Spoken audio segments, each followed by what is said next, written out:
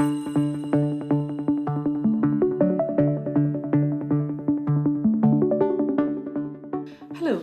today we're going to look at the production of flour. Now, we're going to divide it under three sections: the stages of production, the packaging, and the labelling. Now, we've noticed in the last few years that they tend to include these three terms. For example, in 2017, on question 2 on section B, students were asked for the stages of production, the packaging and labelling of cheese. In 2024, students were asked about the stages of production, packaging and labelling of margarine.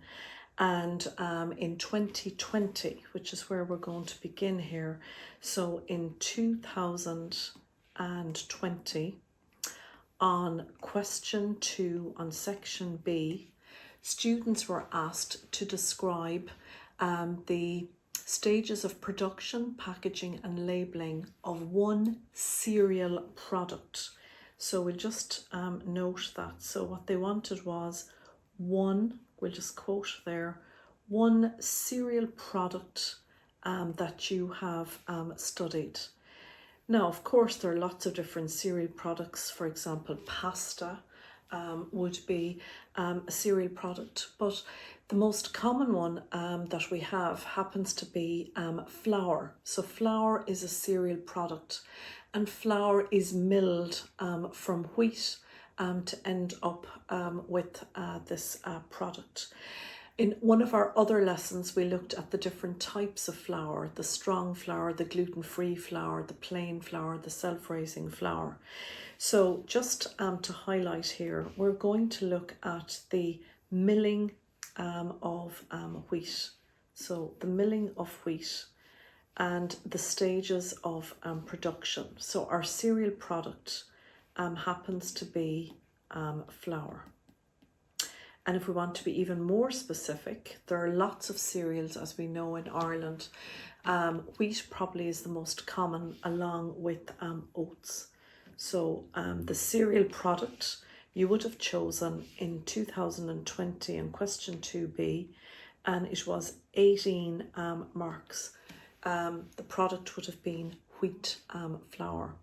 Now, another place where you could be given or where you could use the stages of production, the packaging and labelling of wheat flour, in the event that the question asked you to take one food that you have studied that has been extensively processed. Now, I would take, for example, the stages of production of margarine, packaging and labelling of margarine. I would also have taken this one as stages of production, packaging and labelling of wheat flour. So what is an extensively processed food? The food has been processed so much that it is completely unrecognisable from the original product. For example, I mentioned margarine. Margarine made out of sunflower seeds. So you start out with sunflower seeds and then you end up with this block of this creamy fatty mixture. They don't even resemble each other in any way. The same way, wheat flour is an example of a product whereby the wheat has been extensively processed. So we all know what wheat grains look like, and then they end up as this product flour. So 5 years since we were asked about one cereal product that you have studied. If that was asked again, the cereal product you'll go for is wheat flour. Also, you might be asked for the stages of production, packaging and labelling of one food that has been extensively processed, and you would take the milling of the food wheat to the product flour. Now, back in 2020, 12 of the 18 marks went for the stages of production, 6 at 2 marks each. You might notice that I have 7 stages, and to be honest, I'd learn all 7 because we never know when the marking scheme might be altered slightly. Then they wanted 3 marks for packaging, and 3 marks for labelling. But how they marked those was as follows. They gave 3, 2, 0 in 2020 on question 2B, and this was for packaging. So students often don't know what 320 means. It means that if you gave 1 good point, you got 2 marks. But if it was an exceptional point, you got 3 marks. So for a scenario like that, I always say to students, give 2 sub-points to guarantee that you'll get the full 3 marks. And the same for that question in 2020 for labelling. They gave 3 marks for labelling also, and that was marked 3, 2, 0. So 2 marks for just 1 point, 3 marks for an exceptional point. So 2 sub-points again, which you'll notice that we have here. So if we go back to our chapter here, so we're going to learn 7 stages. Now, wheat is first of all harvested. And as the combine harvesters are picking up the sheaves of wheat from the ground, obviously little bits of grit and dirt, etc. are going to get caught up with the wheat grain. So the first stage is called the cleaning of the grain, whereby any bits of dirt or stones present are removed and the grain is washed and dried. Next we have what's called conditioning, and this is where the wheat grains are given a specific amount of moisture. And there's 2 functions for giving that moisture to the grain. One, it stiffens the bran and softens the endosperm. And this is going to help the next few stages of the milling of the wheat. So make sure that you have the 2 of those marked. So the conditioning is the addition of a fixed amount of water to the grain, allowing the milling process to take place more effectively or efficiently. So it stiffens the bran, not the brain. So apologies there. Stiffens the bran and softens the endosperm. Next we have what is called the grist. Now the grist is often, I suppose for some students, they don't really understand what do you mean by the grist. So the grist is described as the blend of wheat grains that are put together by the miller. Now in most scenarios for many, many years, in recent times, people who are growing wheat, i.e. farmers growing wheat, they would have grown maybe 1 variety of wheat. But the problem with growing just 1 variety of wheat in your fields is that if a pest or an insect attacked or a disease attacks 1 variety, i.e. the variety you have, well then the whole lot of the wheat is wiped out. In more recent times now, farmers are going back to traditional methods, and instead of having 1 variety of wheat, they have a number of different varieties of wheat growing in the fields at the same time. So that already gives us a nice blend or mix or grist of wheat grains. But to be more specific of what grist actually means. So grist is the blend of wheat grains.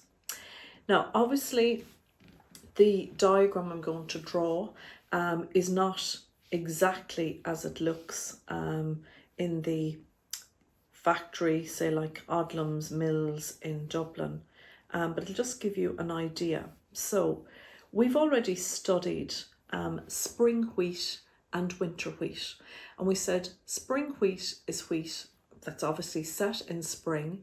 It grows very quickly, it's harvested in autumn, and you end up with 12% gluten content.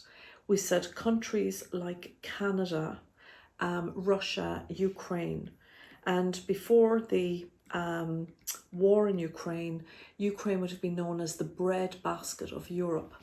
That was the amount of grain that was coming out of Ukraine. So 12% gluten content. And just because this is a bit confusing as well, Odlum's flour to me is typical of an Irish product, but that's not to say that every grain of wheat used to make Odlum's flour comes from Ireland. That's not the case. Places like Odlum's Mills will import grain from other countries, from France, from Canada, from Ukraine, etc. And then once most of the processing of the flour and the packaging is done in Ireland, it is considered produce of Ireland. So in the other one then we have Irish wheat, which we know grows over the winter months and is 9% gluten. So wheat, when it's washed and conditioned, is placed in what are called silos, which are these very, very large, massive containers holding tons of washed, dried, conditioned wheat. And depending on the type of flour that the miller wants to produce, this will influence the grist. So I'm going to say here, the type of flour being produced will influence the grist, which is the blend of wheat. For example, just say that Odlum's want to produce strong flour or baker's flour. Well, what will the grist consist of?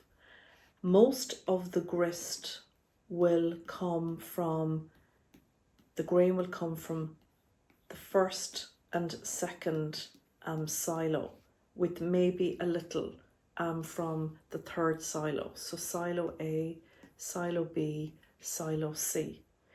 So the type of flour, strong flour, being produced will influence the blend of wheat. So the grist or blend of wheat will mainly consist of wheat with a very high gluten content, 12%. What if the type of flour being produced is just a plain household flour?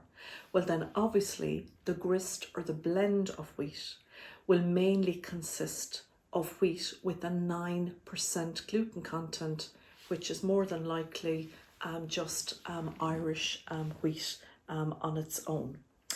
So various types of wheat are blended to get the correct mixture or blend. If the miller is producing, we said, strong flour, the grist will mainly consist of spring wheat with its 12% gluten content. But if you wanted to draw something like that, there's an image towards the end of the chapter. Absolutely do draw it so that the examiner knows exactly that you understand what is meant by grist or blend. Our next stage then is break rolling. This is literally where, remember, the wheat grain consists of the outer bran layer, the middle endosperm, and then the tiny little bit of germ. And these metal rollers literally crush the grain open. And after the conditioning, remember, the bran layer is quite stiff, the endosperm is quite soft. So the metal rollers crush the grain open. And at this point you have what's called whole meal flour with an extraction rate of 100%. So you've crushed open all of the bran, all of the endosperm, and all of the germ. Then we have sieving. Again, we're going to draw a very simple diagram. Needless to say, again, it doesn't look exactly like this. So sieving. Now, just to say to you that when we have grain passed through metal rollers and when they are crushed initially, the endosperm is in fact an ochre or a yellow colour. So endosperm, when initially crushed open has this yellow colour, and we know that endosperm is used to make white flour. So we're going to mention in a few minutes that the endosperm is going to be bleached to make sure that that yellow colour is gone, because people like to see a white sponge cake. They don't want, you know, that very deep ochre yellow. The other thing to say about endosperm, other than the fact that it is quite dark yellow in colour, the texture of endosperm is actually quite granular. So it's also quite granular, and we call it semolina. So even though endosperm is made from, even though flour is made from the endosperm, and we associate flour with this lovely kind of velvet texture as we pass it through our fingers. Initially, when crushed open, not only is it yellow, but it's actually quite granular, and that is semolina. So it's important that the endosperm is sieved numerous times to end up with that texture that we have, that velvety texture. So just to move back here, in the sieving process, when the metal rollers have crushed open the wheat grain, we've the bran layer, the endosperm and the germ. And initially the endosperm and the germ will pass through the sieves, which means that the bran has been left behind on the first layer. And you know that you can have bran in breakfast cereal, where they use the bran to make bran flakes, or I can just buy a bag of bran if I wished. Then they sieve again, and this time the endosperm will pass through. So the germ is left behind. And that germ, again, you can buy wheat germ on its own. And the endosperm left behind now is a yellow colour, and it's quite granular still. So what will happen is that endosperm will be sieved over and over and over again until eventually we get this very soft, velvety texture that we associate with flour. So the crushed wheat is sieved, the bran is separated first, followed by the germ, and the crushed endosperm, which we call semolina, is sieved numerous times until we have this smooth, silky texture. Then air is blown through flour to remove any lumps and add lightness to flour. You know, that mist nearly of flour dust when you open a bag.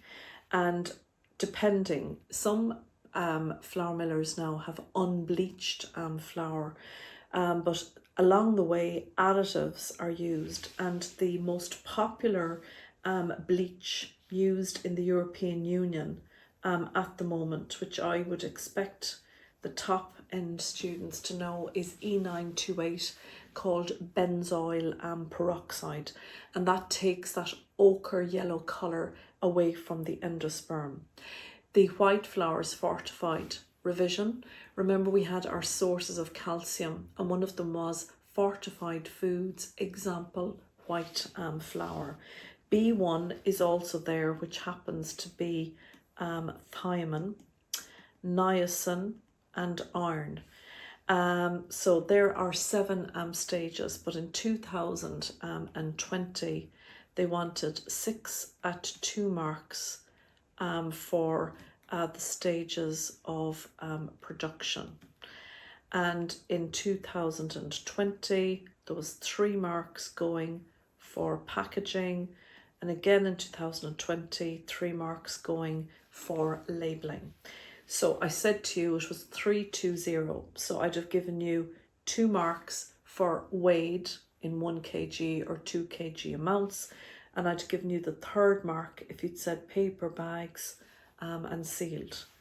Labelling, give at least 2. A description of the product, whether it's plain flour, strong flour, self-raising flour, gluten-free flour, the brand name, like Odlum's flour, could there be anything more Irish? And then durability, my apologies there, can you change that to best before, we only put a use by on perishables. So best before June 2025. So keep an eye. 5 years, stages of production, packaging and labelling of one cereal product that you have studied, i.e. your cereal product is wheat flour, or alternatively, take one food that you have studied that has been extensively processed, stages of production, packaging and labelling, give the milling of wheat to flour. So that is the end of today's lesson.